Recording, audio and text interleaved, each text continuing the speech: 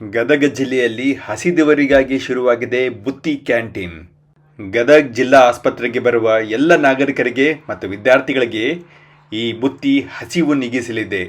ಬುತ್ತಿ ಹಸಿವಿನಿಂದ ಮುಕ್ತಿ. ಇಂದು ನಾವು ಕಿಮ್ಸ್ ಆವರಣಕ್ಕೆ ಬಂದಿದ್ದೇವೆ. ಇಂದು ಕೆಎಚ್ ಪಾಟೀಲ್ ಪ್ರತಿಷ್ಠಾನ ಹಾಗೂ ರೂರಲ್ ಮೆಡಿಕಲ್ ಸರ್ವಿಸ್ ಸೊಸೈಟಿಯ ಬುತ್ತಿ ಆಲಯ ಉದ್ಘಾಟನೆ ಸಮಾರಂಭ. ಇಂದು ಮಾರ್ಚ್ 16 ಕೆಎಚ್ ಪಾಟೀಲ್ ಅವರ 101ನೆಯ ಜಯಂತ್ಯೋತ್ಸವ. ಈ ಬುತ್ತಿ ಕೆಎಚ್ ಪಾಟೀಲರ ನೆನಪಿನ ಬುತ್ತಿಯನ್ನು ಬಿಚ್ಚಿಡುತ್ತದೆ. ಬನ್ನಿ ಒಳಗಡೆ ಏನಿದೆ ನೋಡೋಣ. ಬುತ್ತಿ ಕ್ಯಾಂಟೀನ ಮೊದಲ ದಿನದಂದು ಶ್ರೀ ಎಚ್.ಕೆ. ಪಾಟೀಲ್ ಹಾಗೂ ಇತರ ಅತಿಥಿಗಳು ಸಾರ್ವಜನಿಕರಿಗೆ ಆಹಾರ ನೀಡಿದರು. ಅನ್ನ ಮತ್ತು ಸಾರಿನ ಜೊತೆಗೆ ಸಿಹಿಯನ್ನು ಹಂಚಿದರು. ಈ ವಿಶೇಷ ದಿನದಂದು ಗದಗ ಜಿಲ್ಲಾ ಆಸ್ಪತ್ರೆ ಅಧಿಕಾರಿಗಳು ಮತ್ತು ಸಾರ್ವಜನಿಕರು ಒಟ್ಟಿಗೆ ಊಟ ಸವೆದರು.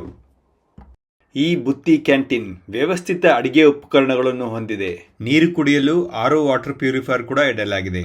ಈ ವಿಡಿಯೋವನ್ನು ಗದಗ ಜನತೆಯೊಂದಿಗೆ ಹಂಚಿಕೊಳ್ಳಿ ಮತ್ತು ಹಸಿದವರು ಇದರ ಪ್ರಯೋಜನ ಪಡೆದುಕೊಳ್ಳಲಿ.